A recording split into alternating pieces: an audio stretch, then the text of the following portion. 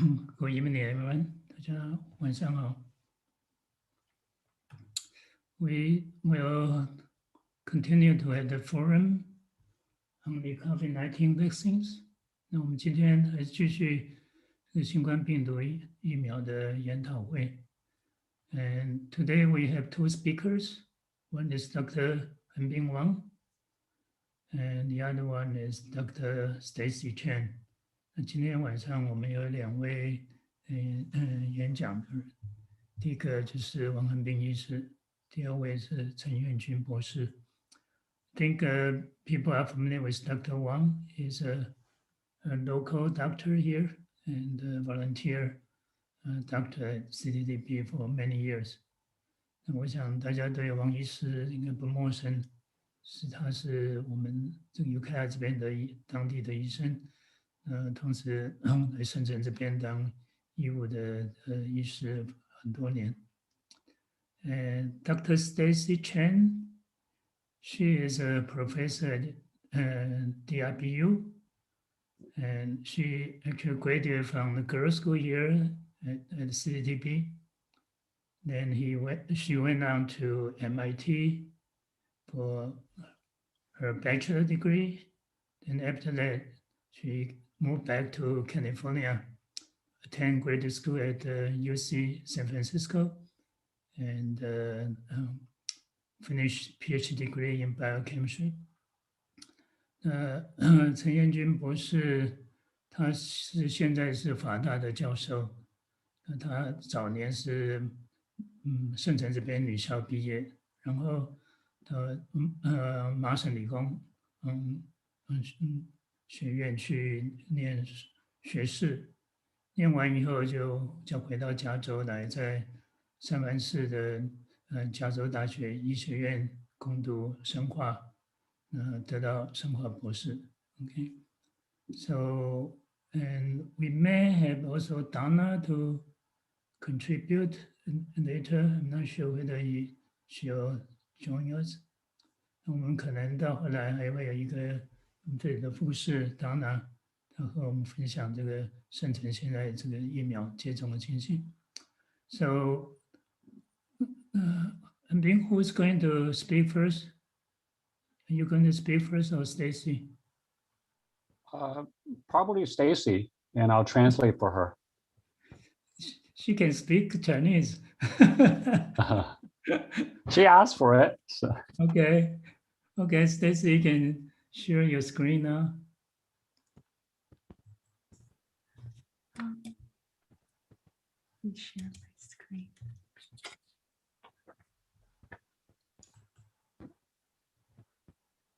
Let's see. Yeah, we see it already. Okay, do you see the full screen? Yeah. Okay, great. So thank you, Dr. Master Jingyong and Dr. Wang for inviting me to share what I know on this topic. And thank you, Dr. Wang, for willing to help translate for me. I came to America when I was very young, and I forgot most of my Chinese, and this talk has a lot of scientific terms. So I definitely need help in translation. You're excused. 大家晚上好。谢谢季勇师和王医生邀请我参加这个讲座。今天晚上有一些这个内容需要让王医生来翻译，因为有一些专门的这些术语。Okay. Yeah, to begin, I want to preface by saying that I'm not an expert on COVID vaccine or virus. My training was in biochemistry, and my PhD work was on genetic mutation and DNA replication. So I have a lot of the basic knowledge of how biological organisms work. And so it was easy for me to read up on the scientific journals on this topic. And so what I'm sharing with you tonight is what I learned by reading on my own, and the summaries I have gained from that. So if I make many mistakes, please correct me, especially Dr. Wang, please do not hesitate to point things out. OK 事先我也要声明，我并不是这个新冠病毒的专家，但是我以前我的学业还有以前做的研究跟这方面有很大的关系，比如说核糖核酸的突变，还有这个DNA 和核糖核酸的这个复制。那如果有什么疑问，有什么问题的，请谅解并指正。So I will focus on three main questions in my talk. And the first one is what many people ask, will an mRNA vaccine change my DNA? And this is because the two current vaccines available in America, Pfizer and Moderna, are both what's the so-called mRNA vaccines. Now, the second is we have heard a lot about the recent variants or mutations occurring in the COVID-19 virus. So I want to talk about how mutations occur in general and the few variants that we know that are what's called the variants of concern. Lastly, it's kind of the question on everyone's mind is, will the current vaccines be effective against these emerging variants? 那我今天的讲座呢，大概有主要3个问题。第一个是，这个核糖核酸的这个疫苗会不会影响我们自己的 DNA 或者是脱氧核糖核酸？那我也还是就以这个mRNA 和 DNA 就不翻译成中文了以后。因为大家都知道，最近那个FDA 批准的2个疫苗，一个是 Pfizer， 一个是 Mrna， 他们2个都是mRNA 的疫苗。那第二个呢，就是我要想讲的是，现在这个新冠病毒它有这个出现了好几个变种，那这个变种到底是怎么样出现的？那第3个都是大家很关心的问题。那我们现在已知的、已经批准的这几个疫苗，会对这些病毒的变种还有很好的效果吗？ So the first question, will mRNA vaccine change my DNA? To answer that question, we will need to look at what are DNA, RNA, and proteins. 那第一个问题呢是这个我们的这个现在已知的这几个 mRNA 的疫苗会影响我们的 DNA 吗？那如果我们要从刚开始要了解什么是 DNA、RNA 还有蛋白质。So very briefly, DNA is the genetic material of all organisms. DNA determines our physical characteristics, such as the color of our skin, the shape of our eyes. They are what's so-called, you can think of them as the instructions for life on Earth. And on the bottom, you can see the picture of this purple flower. The color purple of this flower is actually determined by the gene inside the flower in the color gene that encodes a purple pigment. 那 DNA 呢，就是我们所有这个地球上生活的所有生物的这个基因的物质。这个 DNA 呢决定我们外在的一些表现，外在的一些特点，比如说我们的皮肤、我们眼睛的形状或者颜色等等。那 DNA 呢就像一个编码本一样，然后就像一个这个蓝图一样刻画着我们这个世界地球上所有的一切的生物。那最底下这个图呢，你可以看到为什么这个花是这个紫色颜色呢？那个紫色颜色就是在 DNA 里边有这个密码来控制它的颜色。So next, what's the relationship between DNA, RNA, and protein? So if DNA is the instruction for life, then protein are kind of the building blocks of our cell. And RNA, you can think of it as the messenger that brings the instruction from the DNA to the cell, so the cell knows what kind of protein and how to make proteins. And the role of the RNA is to copy instructions from the DNA and to bring it into the cell cytoplasm. 那这个 DNA 呢，就像刚才讲的一样，是我们整个这个生命的这个编码本就记住了所有的密码。那个蛋白呢，就是我们这个身体结构的就像造房子一样每一块砖一样。那这个 mRNA 或者 RNA 呢，就是来连接这两 DNA 和蛋白的这个桥梁。这个 mRNA 或者 RNA 把这个 DNA 的这些里边的密码呢，转译，然后最后导致我们这个细胞可以在细胞质里能够产生出这个蛋白。So here is a human cell. This big circle is a human cell, one cell. And inside the human cell, you can see another circle, and this is the nucleus. Because DNA is so important in every organism, it is in human, it is protected inside a nucleus. For the instruction of DNA to be communicated outside into the cell so that it can make protein, that the mRNA needs to make a copy. So mRNA are what's created inside the nucleus, and it's a copy of the DNA. It brings the instruction you can see here through the nuclear membrane out into the cytoplasm where proteins are made. The one important thing here to note is that this is one directional. mRNA, once it's come outside from the nucleus, do not return back into nucleus. Second of all, mRNA are destroyed once the message is so-called delivered. 那大家看这个图呢，就是一个人体的一个细胞，整个这个大圆圈就代表我们人体的一个细胞，那中间那个小圆圈呢，就是细胞的细胞核，细胞核里呢就藏着我们身体的 DNA， 那个 DNA 呢会你看它是一个双螺旋的结构，它会呢转录成为一段RNA， 那现在这个里边表示呢是 mRNA， 那个 mRNA 呢就从细胞核的那个膜呢，然后穿透，然后进入到我们细胞里的细胞质里边，然后细胞质里边那个 mRNA 带着这个DNA 的这些密码呢，然后通过一些细胞器的作用，然后合成我们这个身体所需要的蛋白质。那里要有两个很重要的一个特点呢，就是这个 mRNA 的这个运行呢是单方向的，你看它从细胞核穿到细胞质，它不会从细胞质再会回到细胞核，这是一个单方向。第二个呢，这个 mRNA 的这个寿命不长，它在细胞质里呢很快就会被降解，会被吸收。So how does the mRNA vaccine work?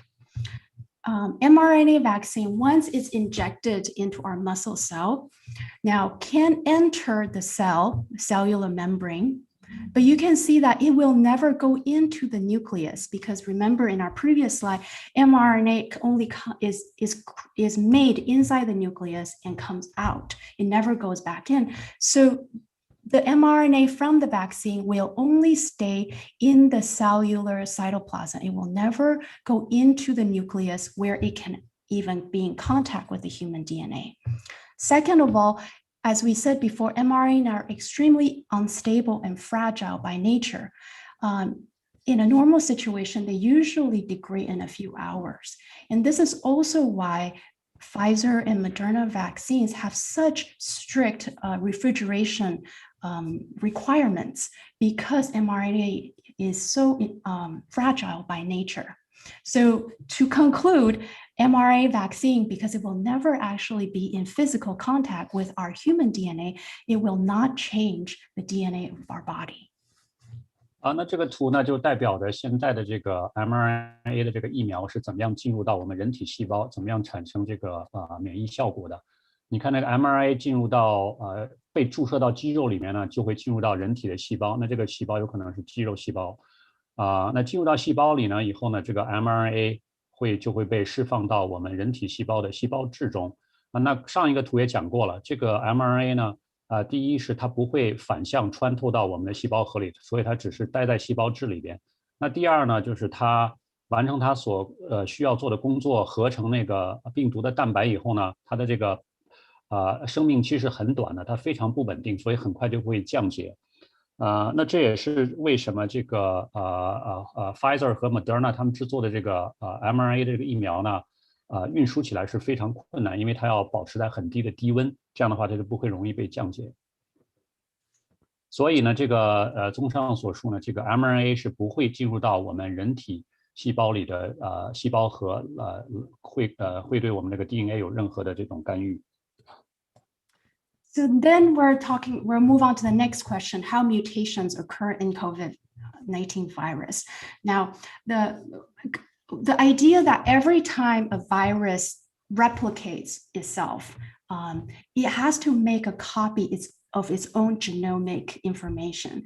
And every time it makes a copy of its own genomic information, they can make mistakes. And the mistakes are what we call mutations. The SARS-CoV-2 genome contains 300,000 bases. We can think of them as 300,000 letters. Now, that's equivalent to a 10-page paper. Our students have to write their term paper, and it's double the size of their term paper. And so it's akin to copying a 10-page paper one letter at a time by hand. So you can imagine that this process in a virus, mistakes can happen. 那转到第二个问题，那这个新冠病毒为什么产生变异呢？那大家就要从基本的原理来讲了。那个病毒呢都需要进来复制每复制一次呢就可能会产生一些错误。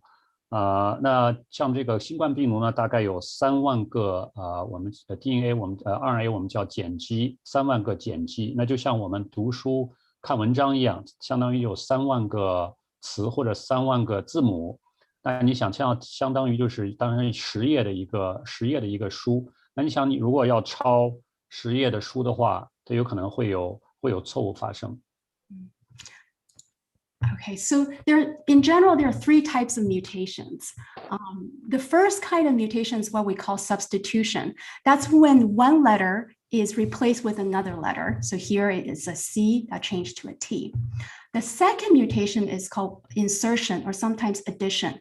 That's when a new piece of DNA sequence that was not in the original sequence became inserted in the mutated sequence. So letters were added. The very last one is when letters were deleted, and so it's called a deletion. In the COVID-19 virus, all 3 types of mutations have been observed. 说到这个突变呢，大概有3种突变的类型。第一种呢就是替代这个 mRNA 里边一个碱基被替代成另外一个碱基，比如说第一个例子就是从C 变成了 T。第二个突变的这个方式呢，就是加入一个新的这个碱基，或者是1个或者2个。那你看第二个就加入了3个碱基对，叫 TAT。那第3个就是去除，就是删除，就把其中2个，像在图上表示有2个碱基就被删掉了。对于新冠病毒来讲呢，这3种突变的方式都存在。So next, this slide is a little bit complicated, but what you're looking at, this circle represents the entire genome sequence of coronavirus. It has 300,000 RNA letters. What I want to show us to focus on is this region in red. So this region in red encodes what's the so-called spike protein. Spike protein is now very famous. Spike protein is the protein that's on the surface of coronavirus and is responsible for the virus sticking to the human host cells. So a lot of the vaccines being developed targets this region of the coronavirus. And in the UK variant B117, you can see that there have been multiple mutations happening. So each of these lines from the center going out indicates a mutation. And even just within this small region of the red color that encodes spike protein, you can see 2 deletions up here on the top and 6 substitutions. So this has raised the concern that if the spike protein is mutated, will the vaccine still be effective against these emerging variants? 那这个图呢，代表的就是一个比较复杂，这个图代表的就是这个新冠病毒的结构。那个圆圈呢，像有黄色有红色这个圆圈呢，其实就是它的所有的这个碱基的这个序列其中最重要的是这个红色部分呢，右边那个小段的红色部分，这个红色部分呢是用来存储将来合成这个肌蛋白 spike protein 的这个信息在里边。大家可以看到，这个在这个红色的这个一小段里边有若干个这个突变。那这个突变呢有好几种，一种呢有两个突变是这种删除性的突变，有6个突变呢是这种替代性的突变。但那大家的这个疑问就是，那这些突变会不会影响我们这个疫苗对这个病毒的抵抗力？ Before I get to that, I want to talk about mutation rate. The COVID-19 virus, in general, has a lower mutation rate when compared to 2 other known RNA virus, our seasonal flu and HIV. And this is due to the presence of a so-called proofreading enzyme. And it's it's an enzyme that goes back and double checks itself so that it checks for fatal mutations and corrects it. Because of this proofreading mechanism, the mutation rate in COVID-19 is actually lower, about half of that of a seasonal flu and a quarter of that of the HIV virus. So this is good news for us. The slower mutation rate gives us more time to vaccinate the global community. However, many mutations will not appear. Will most likely go unnoticed. When some mutations do become detected in a community, it is likely that those mutations have already outcompeted other local COVID-19 strains and has improved ability to transmit and survive in the human population. These kind of mutations are termed escape mutations. These are mutations that allow the virus to slip past the body's immune defense. So what's critical now is that we need to vaccinate the population at a fast enough rate before an aggressive or a set of aggressive escape mutations appear that completely renders the current vaccine ineffective. 有一个好消息呢，就是这个新冠病毒相比起其他的 RNA 病毒，比如说流感病毒或者是HIV 病毒，它的这个突变的率其实是更低的。相比较这个 HIV 和来讲呢，它的突变率只有 HIV 的1/4，是普通流感病毒的1/2。那是为什么呢？就是因为这个新冠病毒里边有一个蛋白酶叫纠错酶，它的功能比其他的RNA 的病毒要稍微强一些，所以呢，它就有更强的纠错能力。那即使是这样呢，突变还是会发生。其实这个突变发生很常见，很多突变我们都是看不到的。我们现在能看到的一些突变呢，是一些所谓的叫逃逸突变。那这些突变呢，突变出来的这个病毒的这个株种呢，这个种类呢，有更强的这个适应力，更强的这个活动性，所以呢，它们就会变成更加容易在这个人体中生存。那我们现在这个最重要的这个问题呢，就是我们需要最重要的目标呢，就是需要让大家尽快免疫。这样的话呢，病毒复制产生这种突变，这种逃逸性突变的可能性会更低。Okay. So this brings us to the last questions. Will the current vaccines be effective against known variants? Here is just a very quick summary of the 3 current major variants that we know right now. One is the UK variant, one is the South Africa, and then the last one is the Brazil. With the UK variant, it has been shown that both Pfizer and Moderna vaccines are effective. It's the science data is there. So people are not concerned about the UK variant. However, for the South Africa variant, Moderna vaccine recently came out with a study that shows that it hasn't much reduced efficacy. But Moderna says that it still remains protective. What they're worried about is the potential risk of an earlier waning of immunity, meaning that once you receive the vaccine, the time that it is protective might be shortened. There are two other vaccines that recently went through clinical trial. And so we have some of those data, and one is the Novavax vaccine in UK, and the other is the Johnson & Johnson clinical trial. And these vaccines have done studies in these specific countries where presumably the variants were circulating at the time. So the Novavax vaccine shows a 60% efficacy, whereas the Johnson & Johnson clinical trial shows a 58% efficacy at day 28.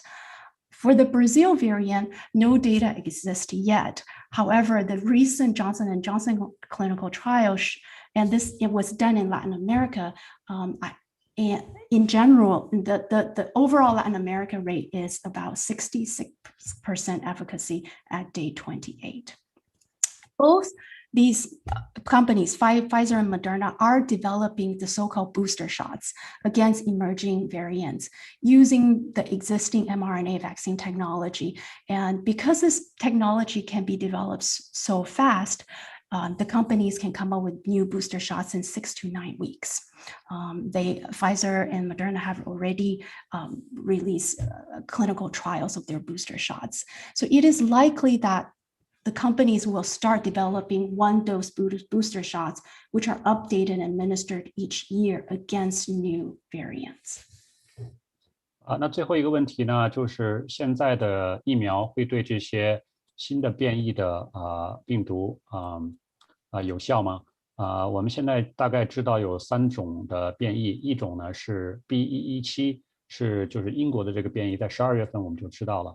那现在我们知道这个 Pfizer 和 Moderna 这个2种疫苗都对这个变异其实是比较有效果的我随后的那个 slides 也有一些这方面的信息。那第二个变异呢最近比较报道比较多呢是南非的这个变异叫 B.1.351。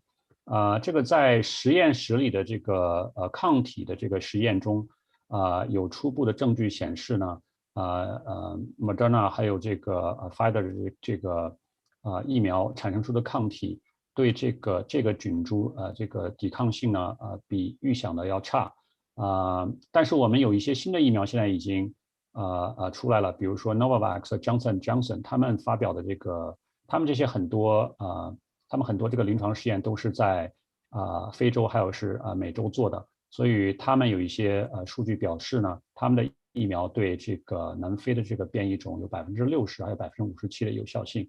那最后一个呢，就是巴西的变种叫 P1 现在我们都不太清楚，因为这个变种出现的还比较新但是 Johnson & Johnson 这个疫苗这个周末昨天已经批了，但它的这个临床试验在南美洲做了结果呢是对这个变种呢大概有66%的这个保护性那这个就是一个比较振奋比较好的消息每个疫苗的这个产生出来的这个时间不同，就像 Moderna 和 Pfizer 呢是比较早，那它呢这个当时的这个病毒的品种呢不是这些变异品种，所以呢他们现在在研发一些叫加强剂那就是针对这些新的变种的所以在将来有可能呢那个如果需要的话，他们会产生出这种加强剂来应对这个新的变种，而且这个因为是这个新的科技 mRNA 的这个科技有的时候在4到6个礼拜就可以把这个做出来。This slide talks about Johnson & Johnson vaccine. I won't go through it in detail, but just to say that the Johnson & Johnson vaccine can potentially have a really positive effect in our fight against COVID, simply because that it is a single dose and it has a stable storage for 3 months at just normal temperature refrigeration. And on the surface, it might not be as effective as the Pfizer and Moderna. However, what is most important here is that it is after 49 days, it is proven to be 100% effective against COVID-related hospitalization and death. And so having this vaccine will definitely save lives. And that this vaccine, again, the clinical trial was done in countries where emergent variants were happening.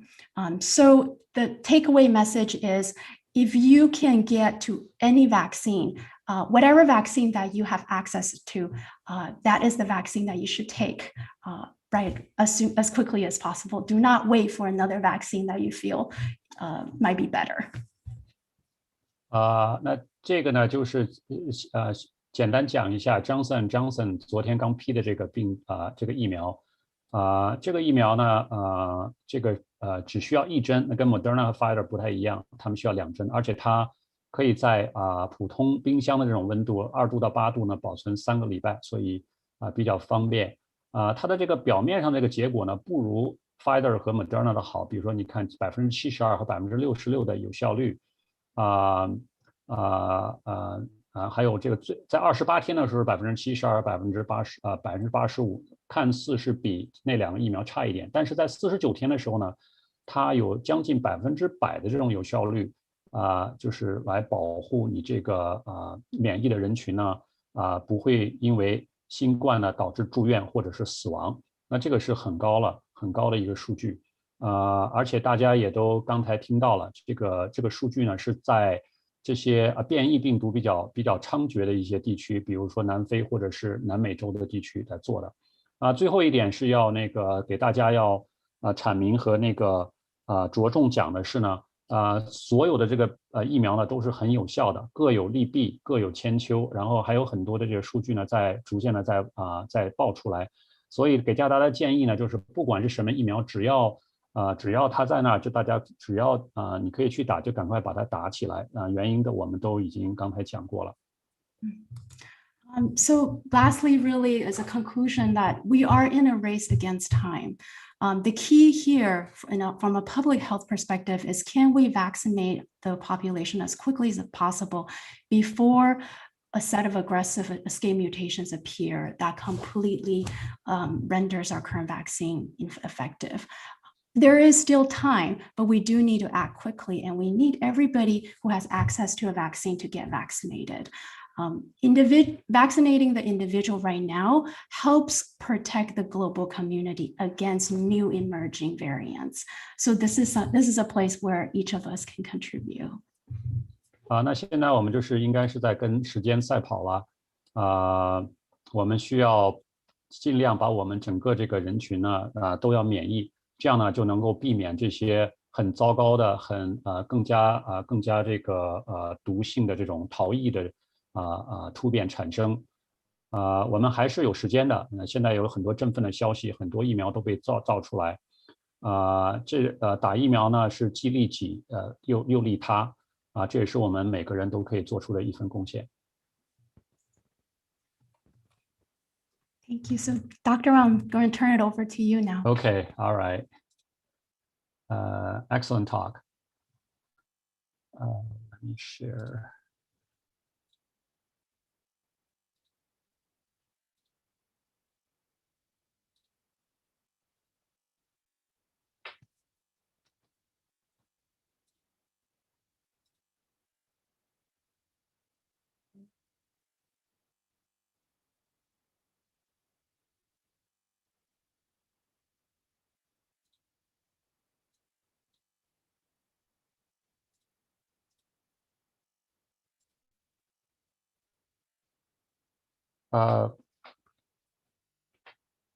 Thanks for the Stacy's excellent talk on some of the basics of the virus and vaccine development. I'm going just to give an update on again some of the variants, which I'm going to talk a little briefly as Stacy already spoke a majority of the topics. And also I want to stress on the vaccine safety, which many of us, including myself, have had concerns. Many of my patients in the clinic also have had concerns. 那今天又轮到我讲这个关于新冠的一些更新。刚才这个Stacy 陈博士讲的非常精彩的关于病毒还有这个疫苗的一些基本的这个理论和让大家了解。那我今天呢想给大家讲一些新的内容呢，其实也包括这些突变的一些内容，还有一些就是疫苗的这个安全性大家都对这个疫苗的安全性都有的时候会很担心，包括我自己，我诊所里的很多病人对这个也有很多疑问。Hengbing, do you want to reshare your screen? Because this little thing there is. Okay. Yeah, if you reshare again, then usually it will disappear. They will. Okay, let me try it. Just new share, And then just new share will do.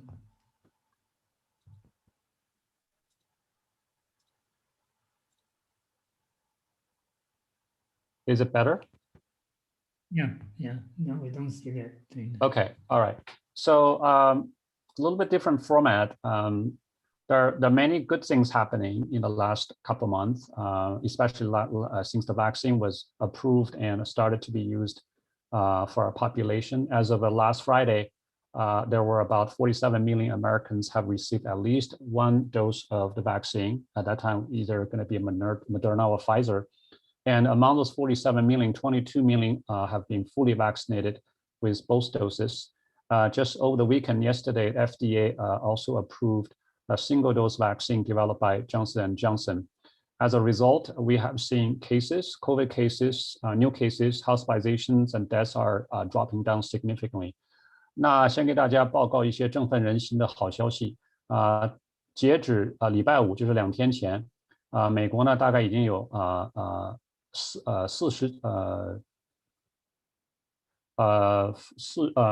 将近忘了怎么翻译成那个中文的47 million 47.2 million 的这个美国人已经接受了这个至少1针的疫苗，其中22 million 已经接受了至少2200万啊2200万2200万 OK 不好意思突然忘掉了。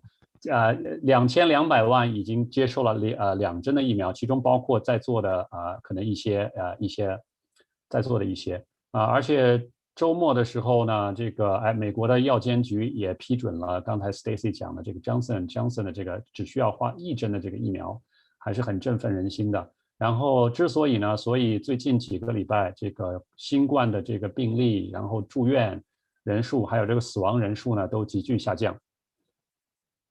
So this is just a quick visual outlook about the cases, hospitalization, deaths. We can just focus on the last 3 graphs here. This is a graph against the time and numbers. You can see cases are dropping, hospitalizations are dropping, as well as the deaths. We had a week or two about over 5,000 deaths per day, and now dropping below 3,000.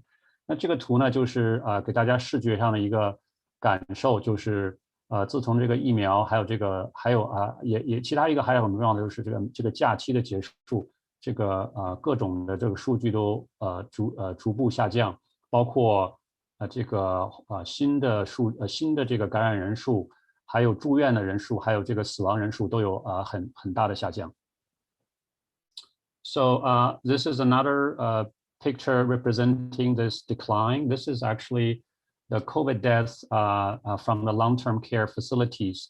And actually more than a third of the deaths come from the long-term facility. You can see back in September and all the way to December, and the percentage of the COVID-related deaths of long-term care residents is almost 1/3, and now you can see because we're vaccinating, we have already vaccinated majority of those long-term care residents, the respective death ratio for long-term care residents has dropped significantly. It was as high as 41%, now it's dropped to 18% as of 2 weeks ago. 那这张图呢，就是美国这个养老院呀，还有一些这种养老院的这种一个死亡率的一个数据表现这个美国养老院这些老年人这个在整个新冠死亡人数来比率呢，在疫苗之前呢大概都是1/3，甚至比1/3还要更多。那大家也知道，这个疫苗刚出来的时候，主要是针对这些人群，这些人群在第一时间都打到了疫苗，很多人。那现在我们看最新的数据。这个新冠死亡的病例，这个里边呢，只有18%是这些在养老院里居住的这些病人。Actually, this is actually the graph comparing different countries. The top line is Israel. You can see that more than 60% of Israeli adults have received a vaccine. They mostly received the Pfizer vaccine as compared to the United States. We received both. And as compared to United Kingdom and the United States, roughly over 10%, 15%, and other countries. 那这张图呢，就是一些代表性的国家的这个疫苗的这个普及率。那这个最上面这个线呢是以色列，大家可以看以色列这个成人里边打疫苗的这个率已经超过了60%。那这个英国呢是20%多一点，美国是快到了15%，还有其他的一些国家。那我们看看这个以色列这个国家的这个发病率。大家可以看到，这是不同的线代表不同的这个年龄段。那你看60到79岁，还有80岁以上呢，这些人呢，大部分现在都已经打到了疫苗，他们这个发病率呢就急剧下降。那其他的这个3个年龄组呢，40到59、20到39和0到19，那这个尤其是这个比较年轻的这个发病率呢还没有下降。那这个图也足够代表了这个打疫苗有多么的有效，对于这个防止这个新冠的感染。I think I forgot English first.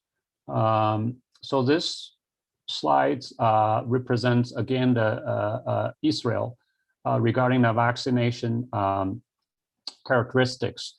You can see that the bottom two curves represents age 80 and older, and also age 60 to 79. Because of vaccination that is widely accomplished in this age group, you have seen significant drop of the COVID cases as compared to a younger population which are still getting vaccinated. The cases are not dropping as significantly as the other age group over 60 or so.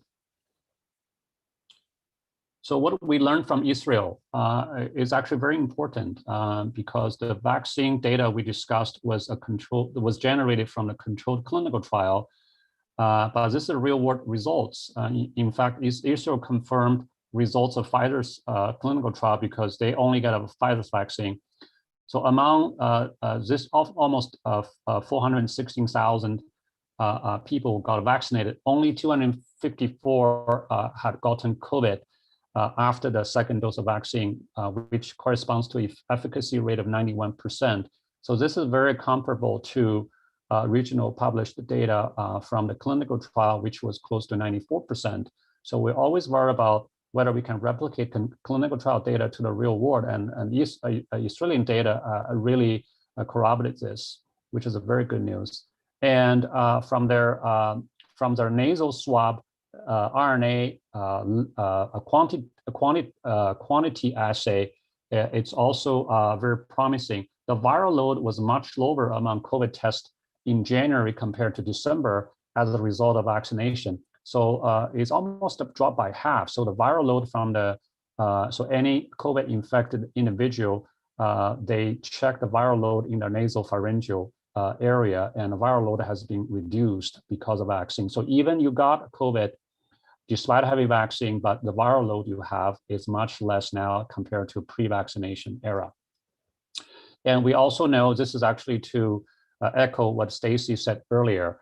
About 80% of Israel infections are B.1.1.7 variant, which is UK variant. And we know that because of this, we know the Pfizer's vaccine at least works great against this UK variant.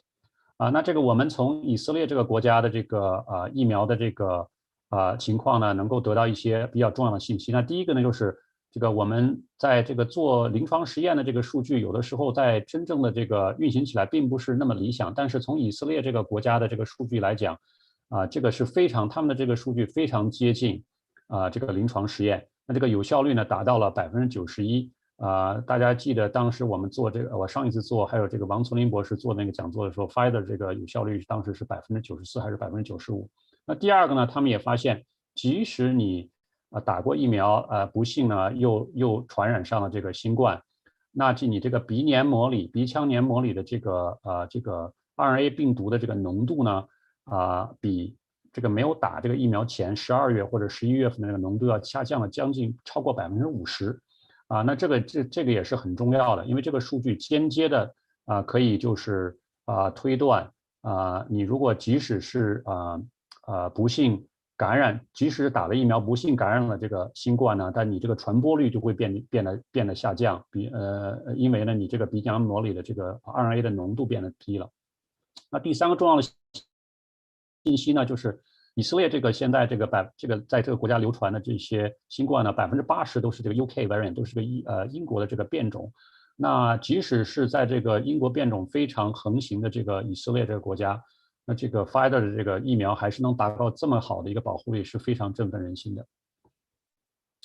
What about safety? So finally, we got a safety data from the first month of vaccination between mid-late December to mid-late January. So this was published last week from CDC, and vaccine safety is very important. In fact, the COVID vaccine safety monitoring is the most intense and comprehensive in U.S. history.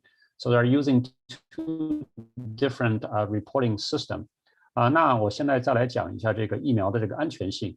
那上个星期五呢 ，CDC 总算发表了这个就是疫苗实行后的第1个月的这个安全性的一个报道。那我们这个期待这个已经很久了大家应该平时报纸上讲的很多了。刚开始的时候是过敏性休克的，现在不再讲了。其实呢，这个新冠疫苗现在对这个安全性的这个测试、安全性的这个监控，在这个美国这个医学史上是罕见的，是从所未有的。So for the first month of vaccination, there were a total of 13 million, almost 14 million vaccine doses were administered, and there were a total of close to 7,000 adverse events were recorded. We're talking about and they're probably under-recorded for some of the minor side effects we all had after we got a vaccine. Among almost 7,000 adverse events, almost 91% were classified as non-serious, and 99.2 or 9% as serious. Serious side effects could be headaches and fatigue and dizziness. And a total of 113 deaths were reported among all the individuals who got a vaccine. And actually 78 out of 113 deaths occurred in the long-term care facility residents. And the government agency carefully studied the cause of death of those individuals after they got a vaccine. This include the autopsy, death certificate, medical records, and clinical description reported by those 2 systems. And so far, it does not suggest any causal relationship between COVID-19 vaccination and deaths.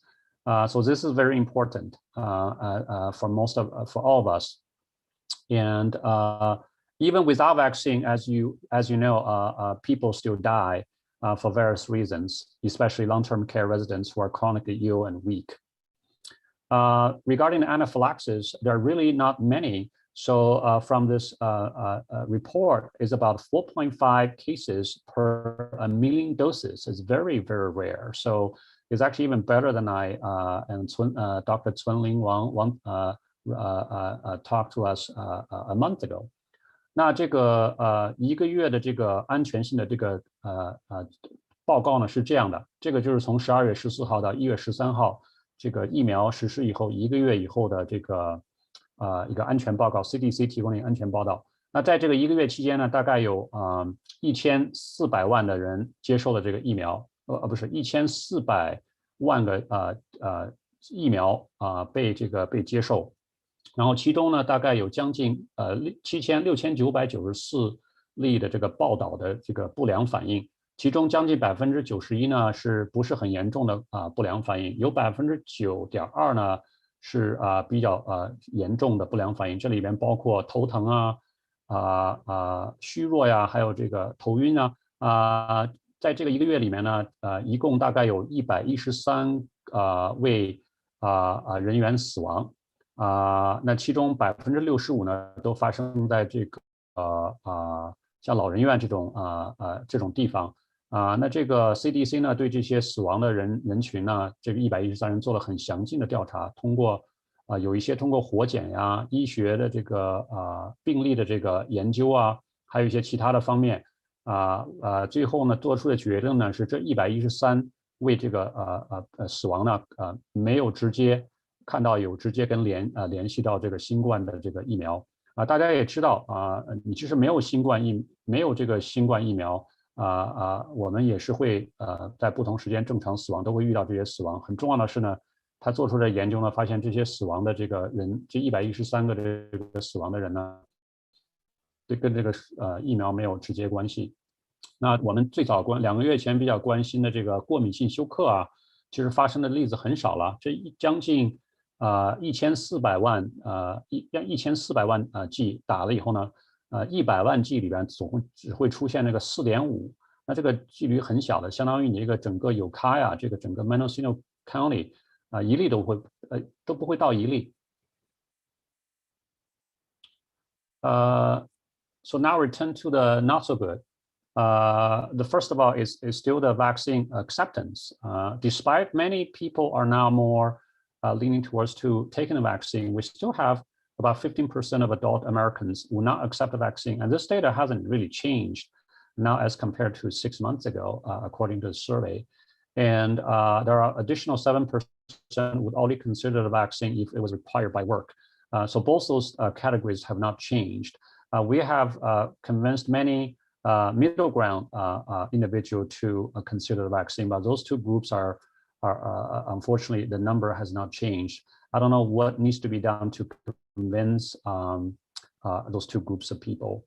And of course, we have variants like Stacy discussed earlier. In addition to UK, South Africa, and Brazil, we also have last week California variant and also New York variant. 那现在讲一些并不是特别好的消息。那第一个呢，就是虽然我们现在有很多的这个人考虑打疫苗，但是还是有一些人怎么都不愿意打。我自己的亲身的病人也是这样的，怎么跟他讲都不愿意打，有时候可能都吵得面红耳赤了，也不愿意打。其中呢，最近的这个问卷调查呢，大概有15%的这个人呢是怎么样都不接受这个疫苗的。那跟这个6个月前的这个调查这个数据没有太大区别。还有7%呢是你如果我工作需要的话我才打，否则的话根本不打。那另外一个不好的这个是呢，就像刚才 Stacy 讲的，这个有一些突变也包括英国的、南非的、巴西的。那最近1个礼拜呢，又有这个加州的，还有这个纽约的让人看着心烦。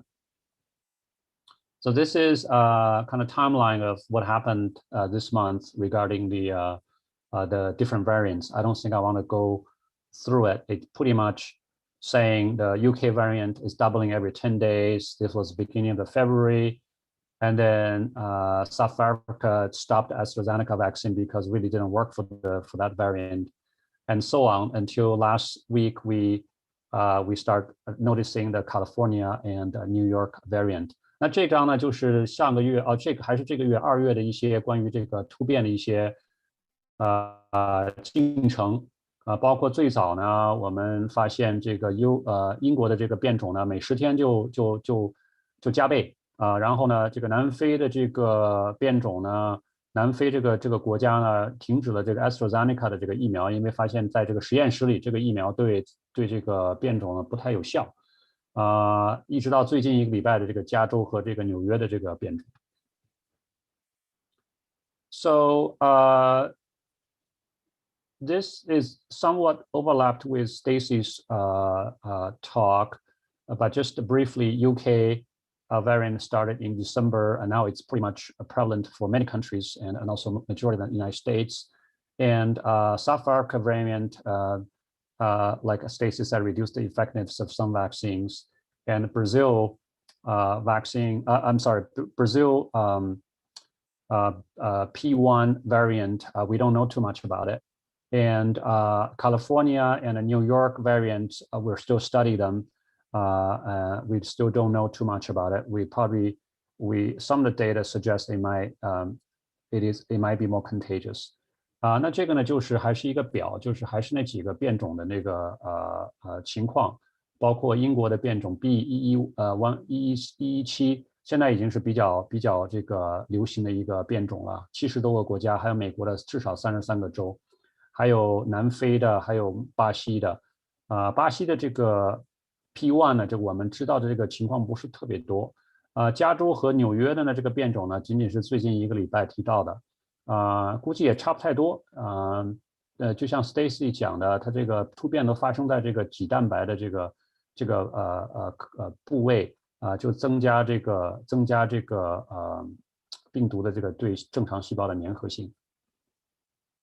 So should we be concerned? I'm still very optimistic, even though the initial vaccine might have less efficacy against the new variants, but across the studies, the severe cases and deaths are still expected to be very minimal. So even efficacy can be as low as 50 to 60%, but its ability to protect affect individual to die or having severe COVID-related hospitalizations with intubations are actually close to zero, as you can see from Johnson & Johnson's vaccine data Stacy just presented. And also, although we knew from the Petri dish that vaccine may be less effective against the new variant, but remember, our immune system is very complicated. Antibody is only a component of the machinery, is only one component of the entire immune system. We still have T cells.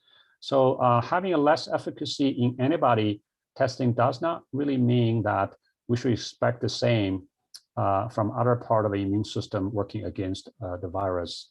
And like Stacy said, Moderna and the Pfizer are developing booster shot just in case that the future new variant may have a significant escape mutation that would render the current vaccine less effective.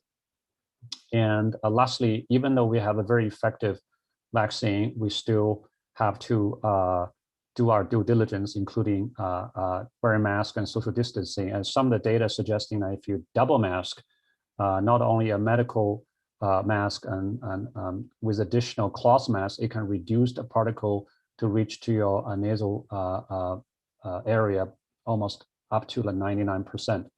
那我们需要很担心吗？我还是比较乐观的虽然有一些这个悲观的情绪在，因为有一些人是怎么都不要打这个疫苗大家也看到了，即使有一些这个新的变种对我们这个疫苗呢有效性降低。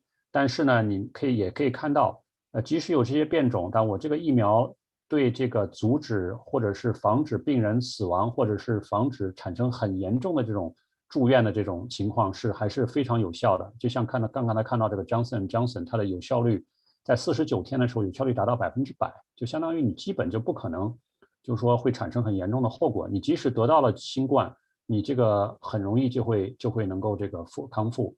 还有呢，就是我们现在所做的一些这些关于这个变种的这个实验里呢，都是其实在实验室的这种试管里边做的，就是加入这个抗体呢，看看会不会把这个病毒那个抑制。那其实这个呢，不是代表我们整个人体的这个免疫系统的，我们免疫系统还包括这个细胞性免疫，所以单从这个试管里这个抗体实验不能够足够代表这个。不能够足够来说明我们现在这个疫苗是不会管用的。当然大家也知道了，刚才 Stacy 讲的这个 Pfizer 和 Mrna 现在在研究这个就是加强针，就是以防在未来有这种逃逸的变异呢，会对现有的疫苗有很大的这种抵抗作用。还是很重要的是，大家还是继续要这个遵守社交安全，还有这个戴口罩。而且现在这个戴双层口罩看来是比这个戴单层口罩更管用，包括我自己现在去超市去哪里我都是戴双层口罩。那我们 so our goal in the future, like I said about a month ago, is to drive this COVID-19 to a common cold. So instead of a serious disease that could cause the death or severe complications, and hopefully with a vaccine that we can make this to just a common cold that we encounter every day. 那呢，希望这个疫苗的这个广泛的实施呢，能够把这个新冠呢变成一个就像像普通流感的这样一个病毒。So the last slide is about the children. So it's also kind of relevant, at least to me, and what's going to happen with our children. There's still plenty of children in this country and throughout the world who we don't know whether vaccine will be available. We don't know how effective and how safe those vaccines will be. But fortunately, Pfizer and Moderna and AstraZeneca, all three of them have started studies on children, nothing less than 12 years old. So the most advanced trial is through Pfizer. They're testing between 12 to 15 years old, and this study actually is already closed. So maybe in 3 months we'll have the data. And I also learned from some of the research that for the kids less than 12 years old, the dosage probably going to be much less than what we adults are currently receiving. 那最后一章讲的就是这个关于小孩的这个免疫这个好几个公司都在做，包括 Pfizer、Moderna、AstraZeneca。Pfizer 这个是做的最快的，它已经12岁到15岁的这个临床试验已经结束，现在在等待2到3个月的时间来报告这个数据。估计这个做完以后呢，就会做12岁以下的。那估计这个12岁以下的这个剂量呢，是不是会有要减少的这个可能性 ？So this is it. 好，那就讲这么多，谢谢大家。I'm not sure that Donna is here, and if she is, and she's online. She's online. Yeah, Donna, so, you can unmute your mic. Yeah, hello. It's a great talk. So did you just want me to just talk about what we've been doing? Yeah, let people know the status of CTTP vaccination. Right. Okay. So my name is Donna. I'm a nurse practitioner. I work for City of 10,000 Buddhas. And I just want to say, this time last year, CTTB was a bustling, busy international destination with countless activities and sessions and schools and everything going on, super busy. And overnight, when this thing happened, we mobilized, and everyone at CTTB agreed and mobilized to shut down to prevent any occurrences of the coronavirus from occurring inside City of 10,000 Buddhas. It was quite extraordinary effort that was made. And what's happened now over this last year is that City of 10,000 Buddhas has become essentially the safest place on earth.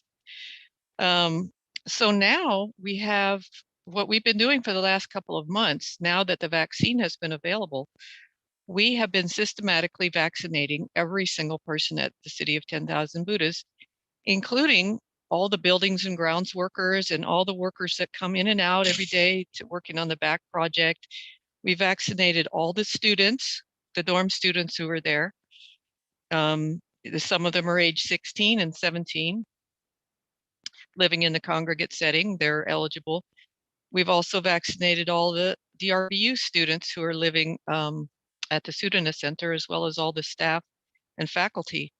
So pretty much almost all the residents of City of 10,000 Buddhas have been vaccinated. And now what we're facing is there's a group of about 30 people still left to be vaccinated. And these are people who have shown some resistance to that. So that's our biggest challenge right now, is getting those people vaccinated so that we can, once we're fully vaccinated, we can reopen. And that's the goal, to be able to. And the problem is that if we don't get fully vaccinated, and if we still even have those 30 people unvaccinated, we actually won't be able to reopen. So it's a challenge. I'm not really not prepared or not ready right now yet to speak to what the policy is going to be about that, but it's something that we need to urgently work on right now in terms of getting the rest of the people vaccinated. What we've given so far at CTTB has been the Pfizer vaccine, the two dose vaccine separated by a 3-week interval.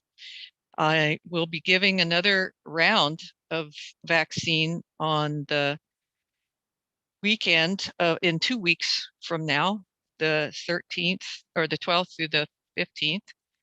We'll be vaccinating more people, and hopefully at some point, probably in the next couple of weeks, I should be able to get a shipment of the J&J vaccine, which will be very helpful to have to keep in the office, which is it'll be a lot easier to manage than the Pfizer. The Pfizer is always a big project to get it because it's of the handling, and it's a much more labor intensive, and we've done well with it, but it'll be very convenient to have the Johnson & Johnson on site going forward. So, that's pretty much it in a nutshell. I don't know if anybody has any questions. We need translation. Oh, sorry. Oh, I'm rambling okay. on. I'm so sorry. That's okay. I can translate. Oh, yeah. oh, Dr. Wang. Yeah. But first of all, I'd like to thank Donna's incredible work in the last month or two, try to get CCTB residents get vaccinated. It's a big kudos. I have to say, I really haven't had enough time to step into it, but you being a huge part of this.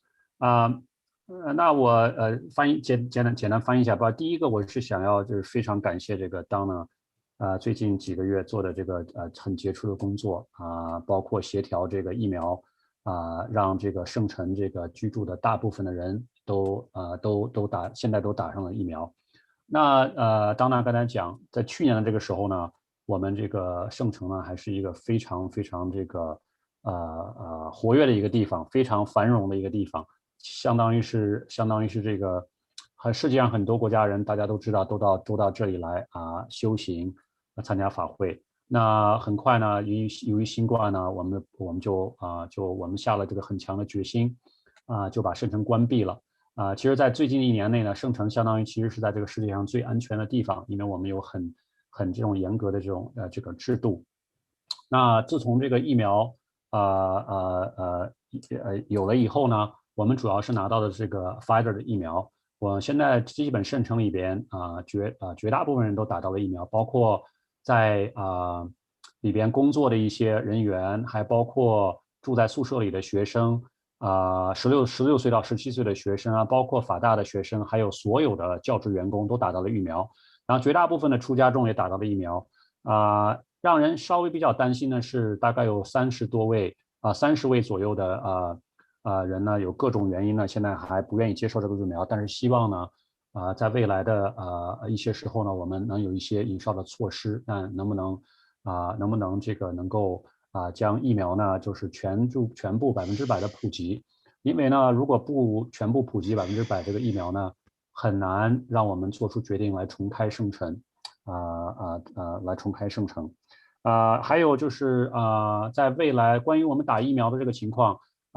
在3月15号左右还会有一个疫苗的门诊就是给上次打过第1针的人来打第2针希望在未来的几个星期内呢，我们也会拿到这个 Johnson & Johnson 的疫苗，因为这个疫苗呢容易保存一些，是不是能够放到我们圣城自己的这个医务室的冰箱？这样的话，如果有人要来打的话，我们就可以打给他们。So I think we can take a couple of questions. 大家有没有什么问题？我们这边大概可以回答个2-3个问题。If you have questions, you can type in the chat box or raise your hand. We can unmute you. 如果你有问题的话，可以打在那个 chat box 里头，或者举手，我们可以让你发言。Donna and Hengbing, I think one of my question is that what kind of conditions can city be open? Is that we need to everyone, all the residents got vaccinated? Yes. Let's see. Yeah, because here's the thing is that even if everybody, if we have people vaccinated, but then we still have unvaccinated people, those unvaccinated people are going to be at great risk of becoming infected if we reopen. Even if those people, even if the unvaccinated people would be isolated, they can still, because the vaccinated people can still function as a carrier of the virus, even though it doesn't make them sick, they can still transmit that if they pick up the virus. But let's say we reopen and the general public is able to come in, then we don't know. We won't be able to control for if anybody may have the be a carrier or have the coronavirus. But if we're all vaccinated, we know that it's not going to kill us. So that's the, those are the criteria for being able to reopen, is if we're all vaccinated. But if we have these unvaccinated people, then not only are they vulnerable to the general public infecting them, but they're also vulnerable to their own peers who are vaccinated, can still infect them because they are also exposed to the general public. So it's just an unsafe situation, and it's unworkable. So yeah, I mean, that's the next big conversation that we need to have, and hopefully we can have that soon, so that we can get this out of the way and get it, get ready to reopen. I mean, once everybody's vaccinated, we shouldn't have any real barrier to reopening. I mean, we could do it any kind of way we want. We could require people that come in, let's say for a session or something, to show proof of vaccination. There's just all different manner of ways that we can do this, depending on how rigorous we want to be. But yeah, definitely we need to have 100% vaccination. Okay. So, Hengbing, can you translate it? Yes. So the answer is yes. I think there are two major reasons. One is unvaccinated individual. What's that? 你要讲中文啊，讲哦，忘掉了。我以为我也要回答一下啊。那我先翻译。That's okay. I like to add a little bit. Okay. Yes. Donna 刚才的回答呢是 Can we all turn on the camera for the speakers? Okay, sure. Stacy and I'm on again. You know what? My bandwidth is not very good. That's why my camera's off. Okay. Understand that. That's all right. 那当娜的回答呢，是肯定的。他认为呢，这个圣城如果要重开的话，100%的这个疫苗普及率是一个必须条件。那原因呢主要有2个。那第一个呢，就是你没有这个打疫苗的人呢，他会这个第一个原因呢，就是即使我们打了疫苗，我们也会有的时候会感染，我们也会传播给其他人。那这些没有这个打疫苗的这些人呢，有可能会感染上，有可能如果感染的话，有可能会产生很极端的事件，比如说这个死亡或者怎么样。那第二个呢，就是他这个没有打疫苗呢，他也会在跟日常的外来的人中呢会产生接触，也会得到这个病毒。那这个它就更容易传给其他人，也传给我们这个打过疫苗的这些人。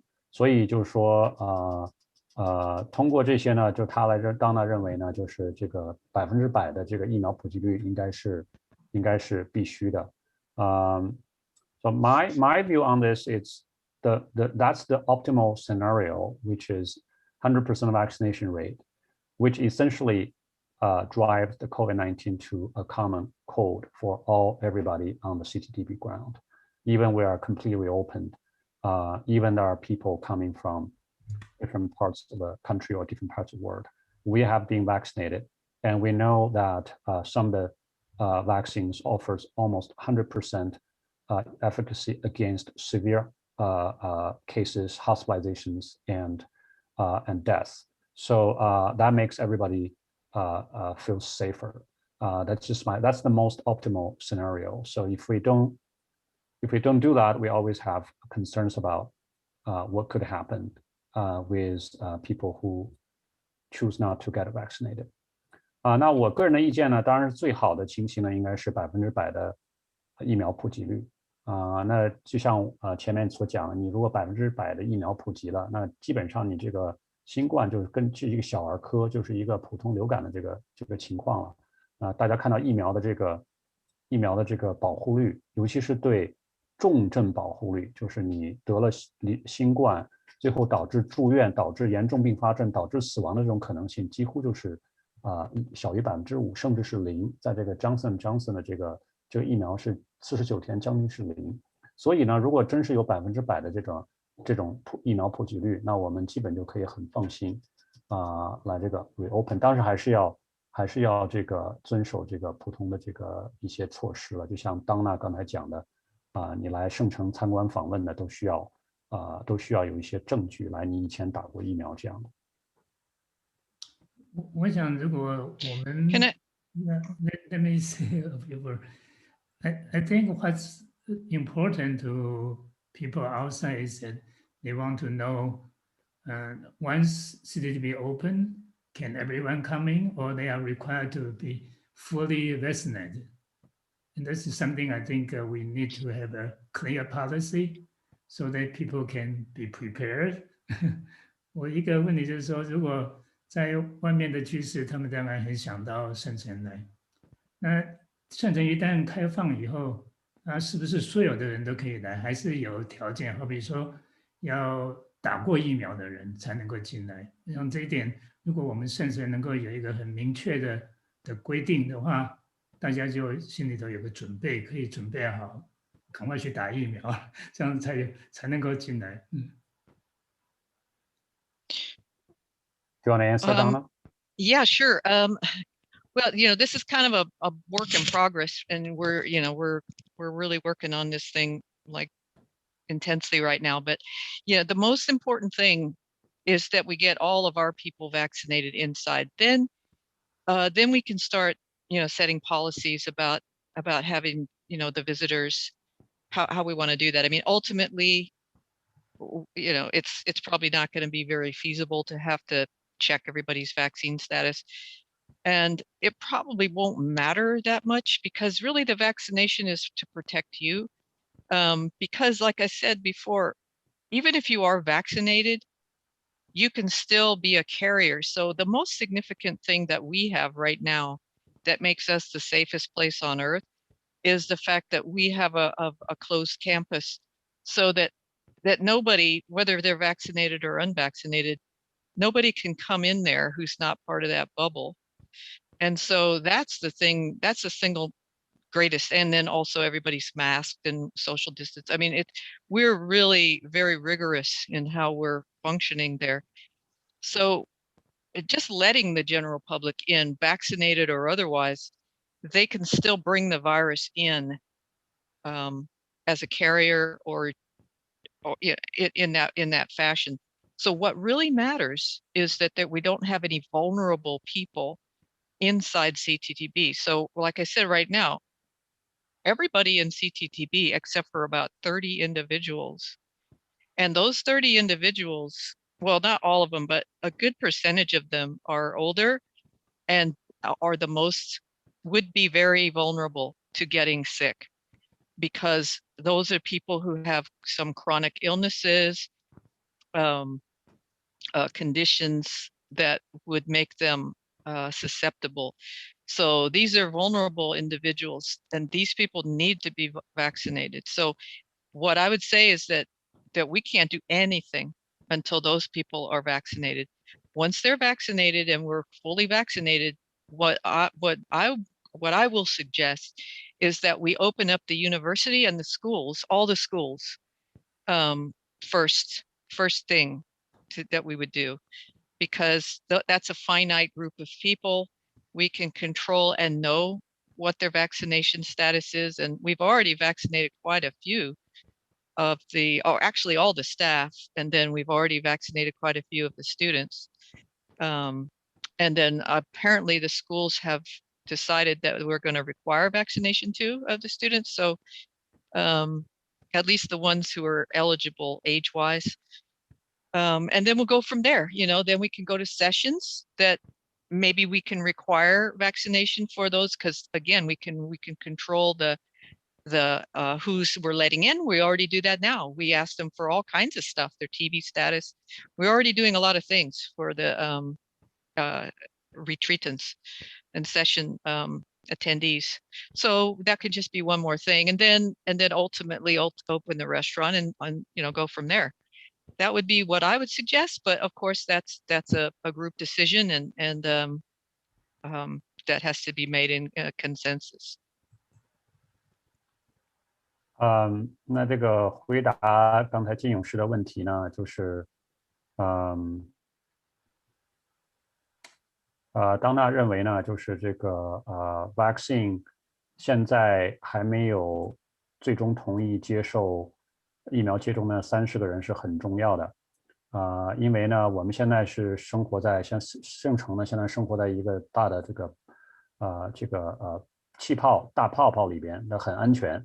但是，一旦开放呢，那你如果没有这个接种的这些30个人呢，其中很大一部分都是年纪比较老的，是被认为是这免疫系统比较低下呢，这些人就会有很大的危险真正是得到新冠，而且会产生很严重的这种后遗症，有这种可能。那他认为这个开放圣城是一个应该是需要一个过程。他认为是先把这30个人这个免疫以后呢，先开放学校因为这个学校是比较容易控制的，我们知道都是哪些学生来上学，而且现在我们学校的所有的教职员工都已经打过疫苗，包括法大还有这些小学和中学。那如果这一步如果实现了没有太大问题呢，那下一步可能考虑，这他自己的建议了考虑就是一些法会，我们允许法会的一些人来参加，但是呢，就像我们要求来参加法会人以前出示结合免疫结合这个结果的一样我们也可能会要求他们出示这个疫苗的这个证明。那最后一个呢，就是下一个就是餐馆，因为餐馆这个是比较难控制的希望能够通过这样有序的这种逐渐开放呢，能够达到我们的目的。当然，这个还要取决整个圣城这个总体的这个考虑，这仅仅是他的个人意见。恒斌，你的看法呢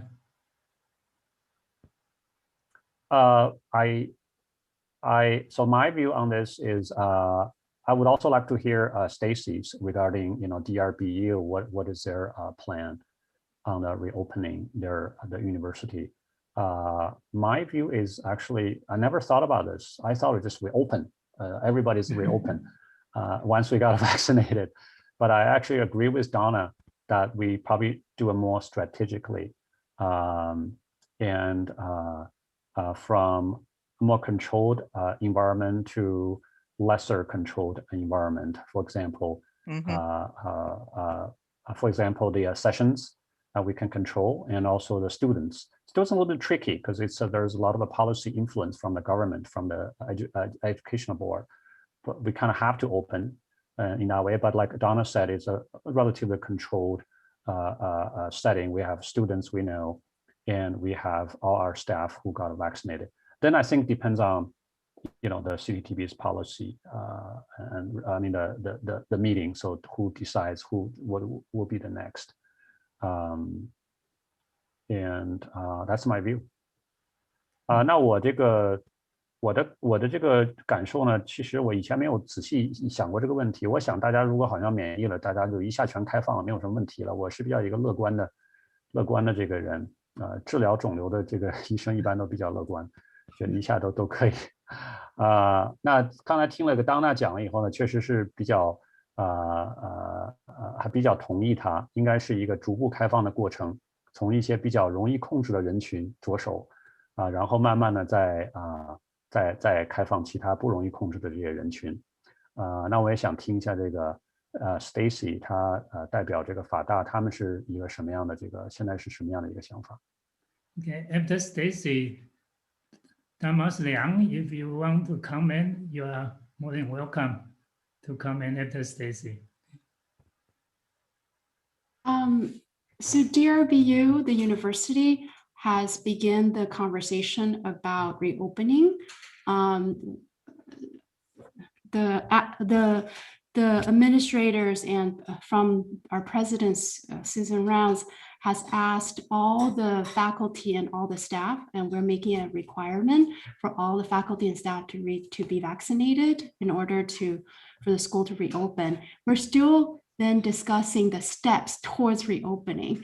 Our hope is that next fall, we can have some kind of in-person hybrid situation. And where exactly that will happen, whether or not it will be at CTTP campus or it will be at Mrna Center, it's a study. We're still having the conversation, but our hope is to really at least bring our students back so we will have some in-person contact.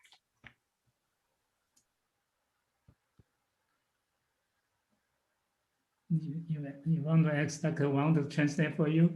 I'll try, and then you guys know how terrible my Chinese is. 我们法大呢，现在决定的就是最初步的决定是我们的校长 Susan Rounds， 他已经是请所有的教职员工都要去接受这个疫苗。那我们现在学生的要不要要求学生接受疫苗，还没有在做这个决定。不过我们现在在谈说要春天的时候，就是8月9月的时候，真的是想要把学生呢能够回来我们的法大。那要在万佛圣城上课呢，还是要在善财中心上课呢？我们现在还在谈，因为这是一个很复杂的一个怎么样开学的过程，是一个非常复杂的一个过程，所以我们现在法大还在讨论。Dr. Liang, do you want to comment? If you care, you can unmute your microphone.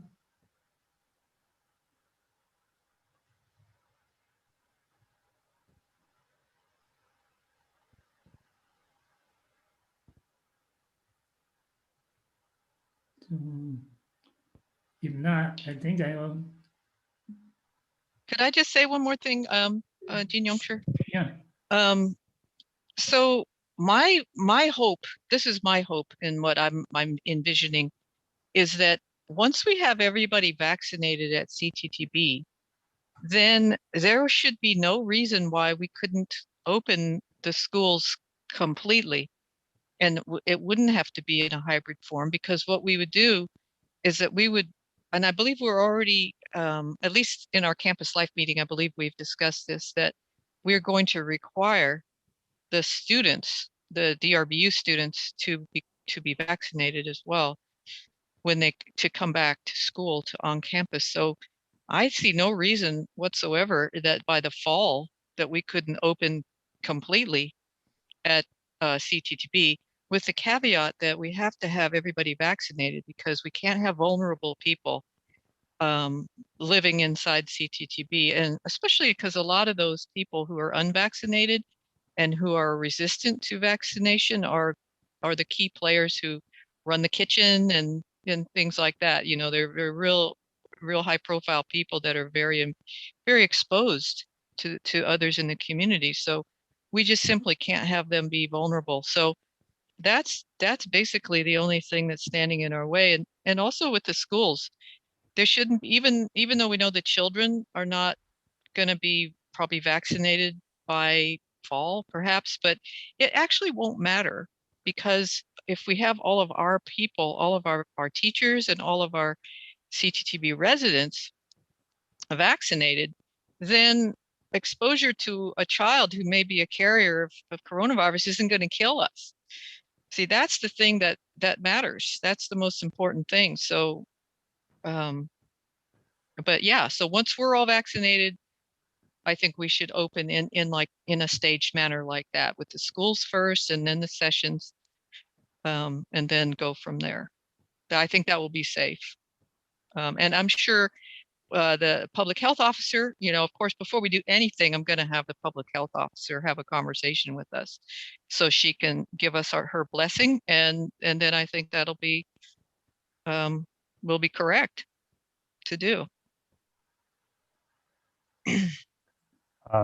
我翻译一下，就刚才Dana最后再再讲一点呢，就是如果我们生成能够100%的能够普及这个疫苗的接种，他认为开放这个学校，哪怕是最后真的是全部100%的课堂教学都是应该可以实施的因为呢这个即使因为我们所有的教职员工都是已经打过疫苗的，即使有小孩儿，即使有学生他是这种无症状的感染者，那通过这种社交安全，通过戴这个口罩，通过我们教职员工已经打过疫苗的这种背景，那我们肯定没有问题，我们不会产生那种得到这种新冠肺炎导致这种死亡的类型。那我们还是要再着重讲一下这个还有30多位这个没有接受疫苗的，其中有一些可能是而且是在生产里担任很重要的工作的，比如是在厨房。那这些人呢，平时接触很多人，也很有影响力。那怎么样能够让这些人避免得到新冠，然后导致这种很严重并发症是一个很重要的问题。最后呢，他还是认为这个逐步开放圣城是一个可能是最终的一个结果当然这仅仅是他自己的看法如果我们要做任何的这种重大决定，他都要会跟这个县卫生局公共卫生局的这个官员进行讨论，最后决定。Okay, I think it's pretty late now. It's 9 o'clock already, so we should end here. And so this is the next week, next Sunday's 池法师 talk. Before talking about it, I just have a quick comment regarding to the Dana's thing. I don't think anyone is indispensable in CTTP or in the whole world. You know, if we can always find people to do this kitchen, to do the Buddha house business, if people don't want to vaccinate it. 很快的讲过，就是刚刚讲到说这边有大人物在餐馆或者在厨房或者在佛店，那我觉得是没有一个人是一定需要的，他们不做可以找别人做啊，并不是说一定要他们做，非他们做不行。Okay, just quick comment. And next Sunday, I think this will be our last talk in this series, the forum on the COVID-19 vaccines. And Damasu Chi will talk about the ahimsa from the point of ahimsa to look at the spreading of the pandemic.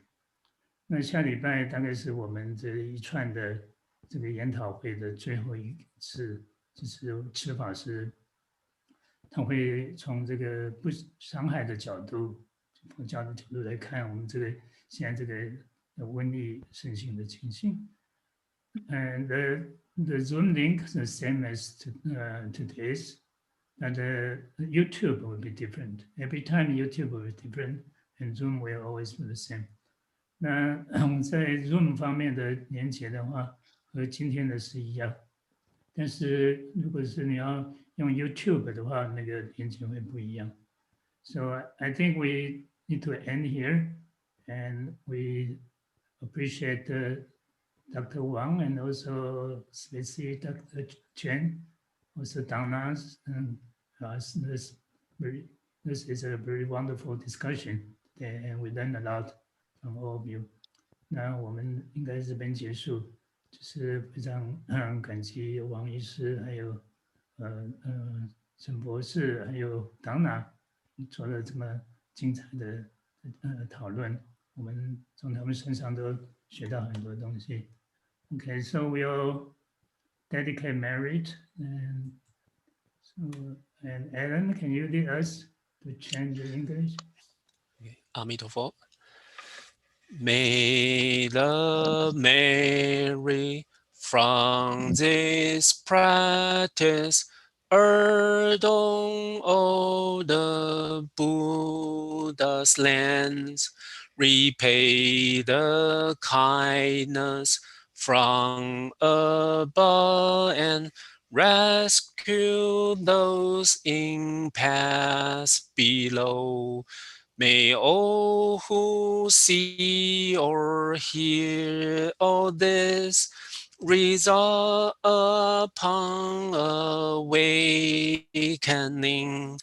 and when this body meets its end, be born together in the land of bliss. 3 bows.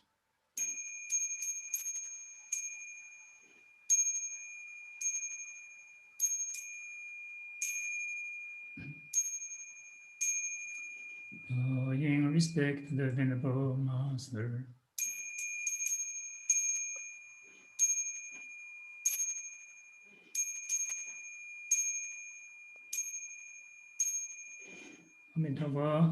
Thank everyone's participation.